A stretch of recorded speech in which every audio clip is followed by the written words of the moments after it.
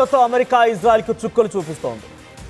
మీరు వింటుంది నిజమే. చాలా చీప్ డ్రోన్స్తో ఇరాన్, ఇజ్రాయెల్, అమెరికా రెండు దేశాలకి చుక్కలు చూపిస్తోంది. ఇక్కడ చీప్ అనే పదం ఎందుకు నేను వాడుతున్నానంటే, చీప్ అంటే దాని క్వాలిటీయో క్వాంటిటీయో అని కాదు, దాని ధర 30 లక్షల రూపాయల డ్రోన్లతోని 30-40 కోట్ల రూపాయల ఇంటర్సెప్టర్ని కుప్పకూల్చేస్తోంది. ఇంటర్సెప్టర్ అంటే అక్కడ వచ్చేటువంటి ఎదురు దాడిని అడ్డుకోవడం కోసం ఉపయోగించే డిఫెన్స్ సిస్టమ్. సో ఈ ఇంటర్సెప్టార్ ఒక్కటి 40 కోట్ల విలువ చేసేటువంటి ఇంటర్సెప్టార్. ఇప్పుడు ఆ ఇంటర్సెప్టార్ అండ్ మరోవైపు మిసైల్స్ కూడా అడుగంటాయంట అమెరికా దగ్గర. సో ఇప్పుడు అమెరికా ఏం చేస్తుందంటే, అగ్రరాజ్యం కదా మరి, అగ్రరాజ్యం అమెరికా అడుక్కుంటోంది. డ్రోన్లు కావాలని చెప్పి యుక్రెయిన్ అడుక్కుంటోంది. యుక్రెయిన్తో సహాయాన్ని కోరుతోంది ఇప్పుడు America.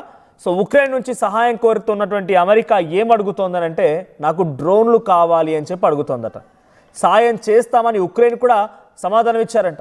Satellite signals, electronic communications jam అయినా ఏఐ సహాయంతో పనిచేయడం ఉక్రెయిన్ డ్రోన్ల స్పెషాలిటీ. దానికి నిదర్శనమే గతంలో రష్యాలోని ఒక ఎయిర్ బేస్ పైన డ్రోన్లతో డైరెక్ట్గా ఉక్రెయిన్ విరుచుకుపడడం. సో రష్యన్ ఎయిర్ బేస్ని యుక్రెయిన్ డ్రోన్లు అంతమార్చడం.